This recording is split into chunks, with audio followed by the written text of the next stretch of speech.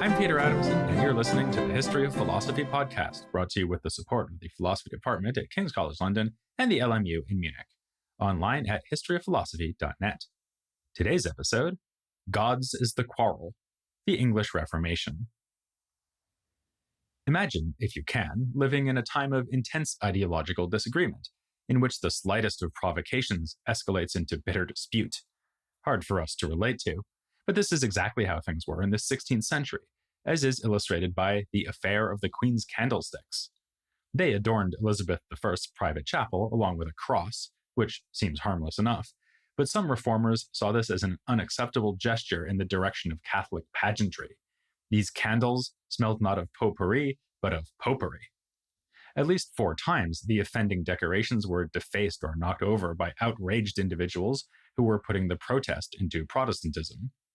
Unfazed, Elizabeth simply had them replaced. A small enough episode, but as I say, this was an age in which small things mattered. Passionate conflicts were pursued over such apparent trivia as the vestments worn by priests, whether the host should be lifted into the air before administering the Eucharistic communion, and whether the person receiving it should kneel.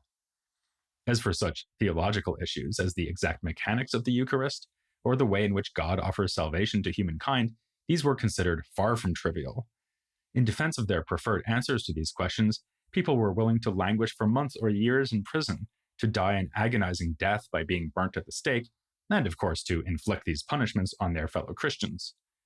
The general mood was that extremism in the cause of piety was no vice. Even those who considered themselves moderate, like Elizabeth herself, inflicted savage punishments on those they considered unduly radical. As we know, none of this was unique to England. We've already discussed such events as the religious wars in the Low Countries and the St. Bartholomew's Day massacre in France. But the development of the Reformation in Britain was unique, and created a unique context for philosophy in the British Isles through the 16th century and beyond. The story actually begins well before the rise of Luther and Calvin. In episode 296, we covered the late 14th century Englishman, John Wycliffe, who inspired the so-called Lollard movement. The name was probably an insult, indicating that Lollardy was so much nonsensical babble. The Lollards anticipated the Reformation, rejecting the authority of the established church and questioning the efficacy of its sacraments.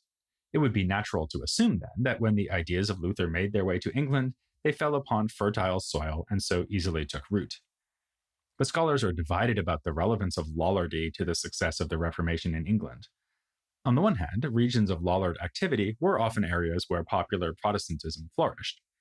On the other hand, Lollardy was greatly weakened by the early 16th century, and the earliest Protestant leaders in England did not have a Lollard background. For our interest, it's worth mentioning that one of those leaders, Robert Barnes, was a member of an early group of Protestant sympathizers, derided as Little Germany, who met at the White House Inn in Cambridge. As we'll be seeing, the universities at Oxford and Cambridge were central in the English Reformation, just one of many reasons that the history of philosophy and religion in this period were inextricably intertwined. If Lollardy wasn't the driving force for reform in England, then what was? One obvious answer would be that Henry VIII wanted to get divorced, and the Pope wouldn't let him. You may well have learned about this in high school or in the late Hilary Mantel's brilliant novels about Henry's fixer, Thomas Cranmer, but just in case, here's a quick refresher. Henry was wedded to Catherine, his brother's widow. When he tired of her and the fact that she hadn't given him a male heir, he fixed his eye on Anne Boleyn. He tried to get his marriage dissolved on the grounds that it was illegitimate to marry one's own sister-in-law, but the Pope refused to grant this request, leading to a split from the church. This familiar story suggests that Henry's motives were entirely cynical and breathtakingly self-interested, but there were issues of greater import here than who would be sharing the king's bedroom. As we know, ecclesiastical and secular power had been competing with one another throughout the medieval period. In step with his changing romantic affections, Henry's ideas about this long-standing issue evolved. He came to think that, as monarch, it was he and not the Pope who was the supreme religious authority for his people. Across his reign, the difference between political sedition and unacceptable religious teaching became blurred, then erased altogether. The power of the crown was used to burn both books and heretics, and the question of what good Christians should believe had an answer that was, in a sense, constantly evolving, and in a sense, always the same. They should believe whatever the king did. Having been selected by God to lead his people, Henry saw himself not as the amateur theologian he in fact was, but as the rightful arbiter of religious doctrine. His views, and thus the correct views, shifted in response to such varied factors as papal intransigence, pushback from Parliament, and the influence of Anne Boleyn, who had grown up in the French court and helped to import the reformist agenda of the circle of Lefebvre d'Etaples. The upshot was a kind of compromise. Papal authority was rejected, and fundamental aspects of English religion like monasteries and pilgrimage were eliminated, a massive upheaval for the life of ordinary believers. This sounds thoroughly Protestant. Yet many features of Catholic practice were retained, ranging from liturgical details to fundamental doctrine. Notably, Henry was firmly convinced of the real presence of Christ's body in the Eucharist. He also believed that good works and human effort were needed to achieve salvation, rather than accepting the Lutheran concept of justification by faith alone. There was a serious downside to making the monarch's views definitive in this way, even aside from the fact that the king might be a capricious megalomaniac like Henry. Monarchs die, and their replacements are selected by a combination of blind luck and warfare. So Henry's religious revolution could have been followed by a further push in the direction of Protestantism, a return to the Catholic fold, or an attempt to solidify his arguably rather muddled middle position. In the event, all three of these things happened, and in that order. He was succeeded in 1547 by Edward VI. Since Edward was a Protestant who was happy to move the country even more decisively away from the Church of Rome, the party of reform continued to think it was quite right that royal and religious authority should be fused together. Then suddenly this came to seem like a much worse policy. Edward died young in 1553 and was followed by Mary, the Catholic daughter of Henry and his first wife Catherine. Persecution was now directed against Protestants instead of Catholics, with a new raft of books placed on the banned list and almost 300 martyrs burnt during her reign. Some Protestants found this grimly satisfying. Instead of wringing their hands at the unpredictable and inadequate reforms approved by Protestant monarchs, they could now revel in the more familiar and morally gratifying role of innocent victims. One of them, John Scory, exulted that banishments, gallows, fires, and the cruelty of tyrants are again restored to the Church. But not for long. Mary reigned for only about as long as Edward had. When she died in 1558, Elizabeth ascended to the throne. She would reign for the rest of the century and beyond, dying only in 1603. This was an opportunity for Protestantism to become entrenched, though not without plenty of further violence and disputation. At first, Elizabeth was relatively tolerant of religious conservatives to avoid picking fights with them, and more importantly, with foreign Catholic powers, especially Spain. Then, too, as the story of the candlesticks shows, she was herself something of a conservative Protestant, though the really distinctive feature of her religious convictions was a tactical reluctance to reveal what exactly they might be. Then, in a misguided attempt to support a Catholic uprising against her rule, the sitting pope excommunicated Elizabeth in 1570, declaring that as far as he was concerned, no one owed her obedience anymore. This was at best unhelpful for Catholics in England, as it reinforced the notion that they were seditious traitors. Again, the line between religious and political dissent was being erased. Yet Elizabeth also needed to hold the line against more radical Protestant movements. These included the Presbyterians, who wanted to eliminate the hierarchical structure of the Church of England, a leftover from Catholicism, and then there were the Puritans.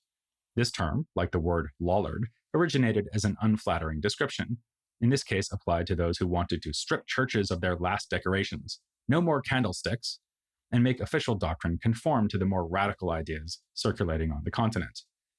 They were disdainful of Elizabeth's middle path, which they called neither hot nor cold, and considered the English Reformation to be a job that was at best half done.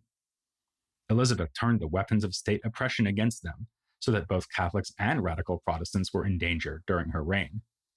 We see a phenomenon here that, to put it mildly, has survived into our own age, the English suspicion of all things European. This had been a problem for Mary, who could win support for the return of traditional rituals, but found precious little enthusiasm for obedience to the Pope. On the other side, the Puritans were resented for their self-righteousness and disruption of popular religious practices. As one saying had it, the Puritan was one who loves God with all his soul, but hates his neighbor with all his heart. Perhaps no single intellectual of the age represented the middle ground between Catholicism and Puritanism, which would come to define Anglicanism, so well as Thomas Cranmer. His story also demonstrates how treacherous were the shifting sands of 16th century England. In 1532, Cranmer was appointed Archbishop of Canterbury by Henry VIII. This came as a surprise to just about everyone, not least Cranmer himself. Previously, he'd been a relatively obscure theologian at Cambridge University. He duly performed the service expected of him by dissolving the king's marriage. Cranmer then led the effort to shape church doctrine under Henry and Edward. He was entirely on board with ascribing religious authority to the king, writing in a letter to Henry, "Your grace, of very right and by God's law, is the supreme head of this Church of England, next immediately unto God." But the aforementioned irony that royal supremacy could be used to reassert Roman Catholicism just as much as to abolish it was for Cranmer a fatal one. When Mary came to the throne, he was at the top of the list of reformers who needed to be cast down and punished. Cranmer tried to save his life by agreeing to abjure his previous teachings in writing. When he was sentenced to execution nonetheless, he staged a dramatic recantation on the scaffold, declaring, "As much as my hand offended, writing contrary to my heart, my hand shall first be punished therefore, for may I come to the fire, it shall be first burned." Then he thrust his own hand into the flames, a scene made iconic by its description in John Fox's Book of Martyrs. That's the version of Cranmer's career that you'd see in a Hollywood film. But this is a history of philosophy podcast, so we should attend to the more subtle tensions and shifts in his thought, as he considered to what extent Lutheranism and Calvinism should be imported into England. When I say imported, I mean it quite literally. In Henry's reign, Protestant literature was at first forbidden and had to be smuggled into the country after being printed abroad in places like Worms and Antwerp. The presses of both cities churned out copies of works by William Tyndale, responsible for a new English version of the Bible that was strongly influenced by Luther.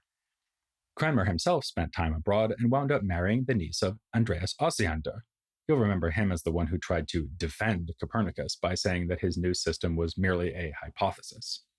Cranmer brought his new wife back to England, but had to send her into exile after Henry came to reject the idea that priests could take wives. Given Henry's track record, I suspect he was thinking he might just want to marry them himself. This policy notwithstanding, leading reformers immigrated to enjoy the welcoming embrace of England. Peter Vermilye arrived in 1547 and became a professor of divinity at Oxford, where he engaged in disputations over the Eucharist, attacking the doctrine of real presence. 2 years later, Martin Bucer came from Strasbourg at the invitation of Cranmer and took a professorship at Cambridge. He spent the last 2 years of his life there conducting disputations of his own, in which he defended the Protestant view on grace and justification. Despite Cranmer's unflinching support for royal leadership of the Church, he was often at odds with Henry on points of doctrine. He, like Bucer, accepted the Lutheran doctrine of justification by faith alone, whereas, as I've already mentioned, the king was inclined to think that we can merit salvation through good works. Henry's rationale was the usual one: people need to be encouraged to behave well, not just hope that God will save them without their deserving it. Cranmer responded by stressing Luther's point that true faith always gives rise to good works. Grace and justification are not given as a reward for morally excellent behavior. To the contrary, such behavior is a kind of symptom and result of God's grace. Another tension between Cranmer and Henry concerned the question of the Eucharist. Whereas the king believed in the real presence of Christ in the communion, Cranmer came to accept the so-called sacramentalist view that the physical bread and wine are only, as he put it, sensible signs and tokens. In support of this theological position, he provided philosophical arguments, especially in a debate with the more theologically conservative Bishop of Winchester, Stephen Gardiner.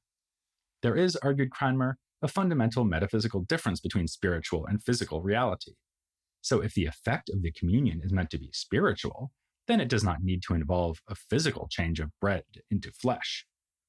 He also added a nice point about the way we use words.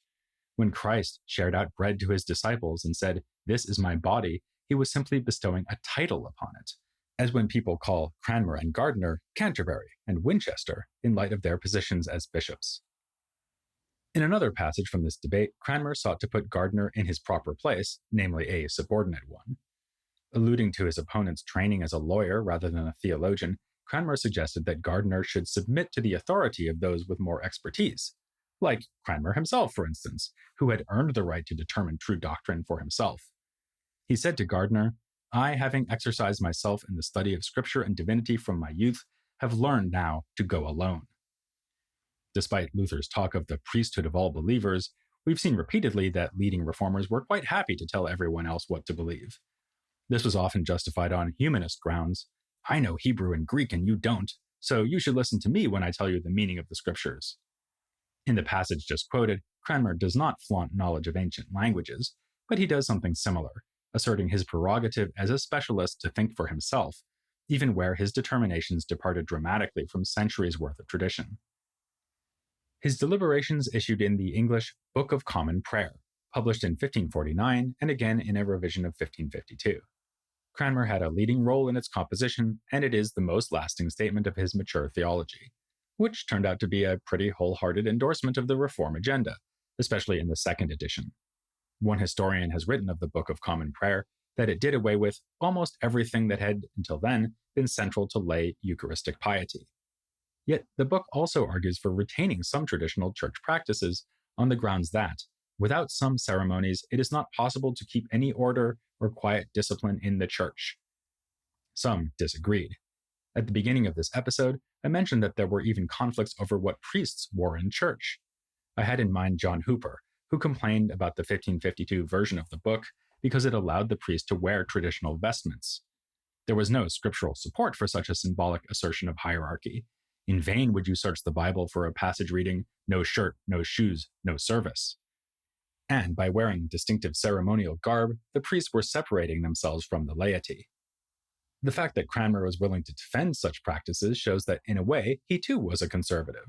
He was willing to overturn customs and institutions that seemed problematic to him, and there were plenty of those, ranging from details of the Mass to monasteries and pilgrimages. But other features of traditional religion could be kept, because they were indifferent, that is, neither required by God's revelation nor inconsistent with it.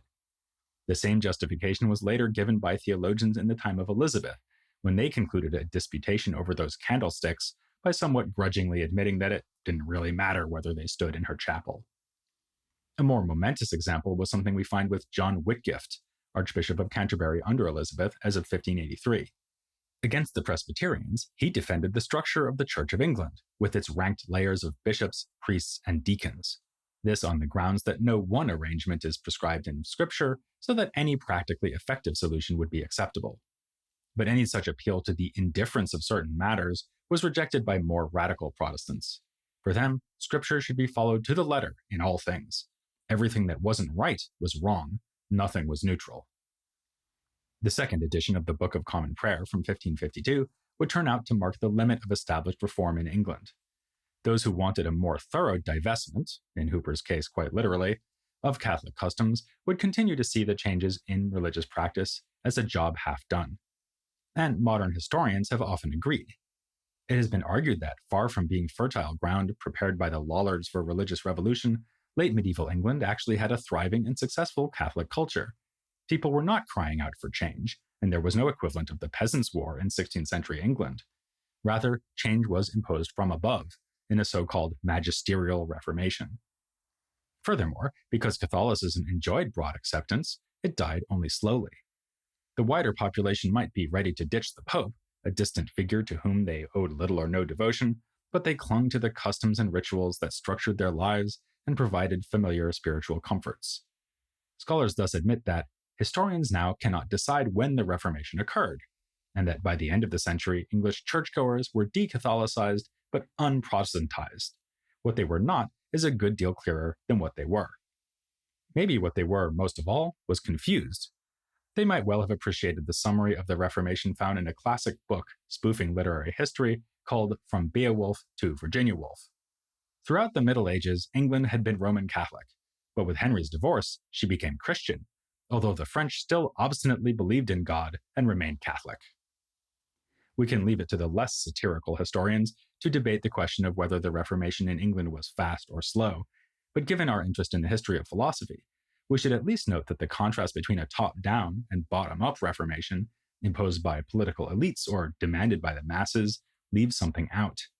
Namely, the crucial role of a group in the middle, the university-trained philosophers and theologians. Radical intellectuals were smuggling books into England and daring to form Protestant discussion groups well before Henry decided that Roman Catholicism was an impediment to his family planning. Even the clerics who were closest to political power were independent-minded and pushed back against royal religious dictates. We've seen that Cranmer did so while serving Henry. From the reign of Elizabeth, we might mention another Archbishop of Canterbury, Edmund Grindal. He defied the Queen in order to defend the practice of prophesying, in which popular preachers worked to convert audiences to a more rigorous form of Protestantism. Grindal advised the Queen to be careful in exercising her authority over such religious affairs. She should not pronounce too resolutely and peremptorily as would be appropriate in civil and extern matters. Famously, he then added, "I choose rather to offend your earthly majesty than to offend the heavenly majesty of God." Elizabeth was indeed offended, and he was stripped of his office. The case of Grindal, and in fact pretty much everything I've covered in this episode, show how contested was the relation between state and religious power in this era. We often think of the divine right of kings as a medieval idea, that it was here in the 16th century that a king dared to say that, having been selected to rule by God, he could replace the Pope as the highest religious authority. A result we've already identified, that heresy came to be treated as a form of treason, would have long-running implications for freedom of thought. Further philosophical issues were explored in connection to the debates over the Eucharist and justification by faith alone. Is it possible for bread to turn into another substance while retaining its sensible properties? If good works do not justify, what role is left for free will and moral responsibility? I won't belabor these points because I've addressed them in previous episodes. Instead, I'd like to highlight a couple of other philosophical topics that we haven't talked about so much as yet, and that became salient in the English Reformation.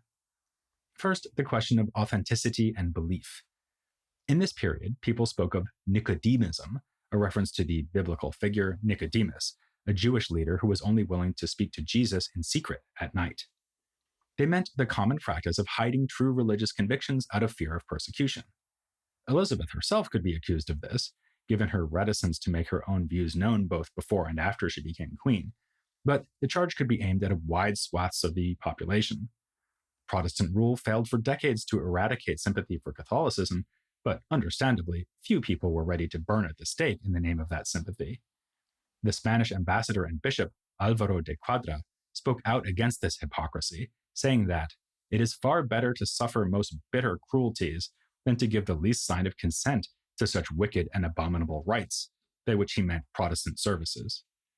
Similarly, the Oxford academic Robert Persons, a Catholic sympathizer, thought that one should not agree to go to a Protestant church just to avoid trouble.